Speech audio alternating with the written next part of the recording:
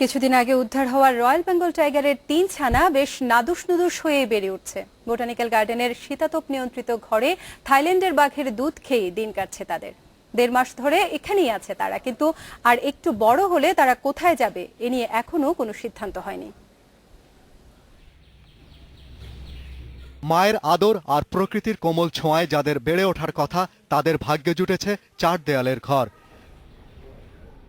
সুন্দরবনের ঘাসের বিছানা নয়, তারা ঘুমাচ্ছে তুলার তোষকে। মায়ের দুধের পরিবর্তে তারা খাচ্ছে থাইল্যান্ড থেকে আসা মাসির দুধ।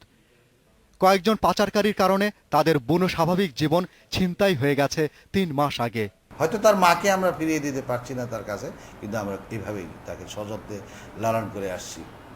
আমরা we have not yet decided যে কতদিন আমরা এটাকে এইভাবে লালন করব। লালন করতে হবে, যেহেতু এখনও ১০০ দিন ক্রস করে না এই বয়স। একটু একটু করে নখ গজাতে শুরু করেছে বাচ্চাগুলোর, আর হুঙ্কারের অভ্যাসটাও রপ্ত করতে চাইছে তারা। এই বয়সেই মায়ের কাছ থেকে শিকার শেখার কথা, কিন্তু শেখা হচ্ছে না কিছুই, কারণ তারা বেড়ে উঠছে একজন ডাক্তার সহ বন বিভাগের ৪ জনের তত্ত্বাবধানে। আমরা যদি বাচ্চাগুলোকে বড় হওয়ার পর সুন্দরবনে ছাড়তে চাই, তাহলে তার জন্য কিছু প্রক্রিয়া আছে।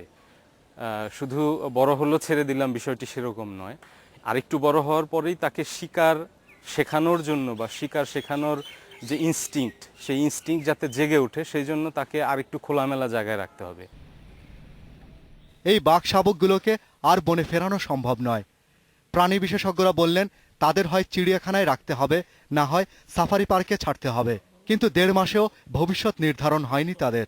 এভাবেই যদি বড় করা হয় তাহলে কিন্তু ওরা বনের পরিবেশে যে ওরা বনকে একটা নতুন পৃথিবী মনে করবে।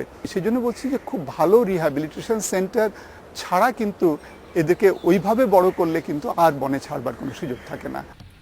আমাদের জাতীয় প্রাণী আর বনের রাজা বেঙ্গল টাইগার, কিন্তু এই ৩ রাজপুত্র রাজত্ব করবে না ৪ দেয়ালে বন্দি জীবন যাপন করবে সেই সিদ্ধান্ত নিতে পারছে না কর্তৃপক্ষ।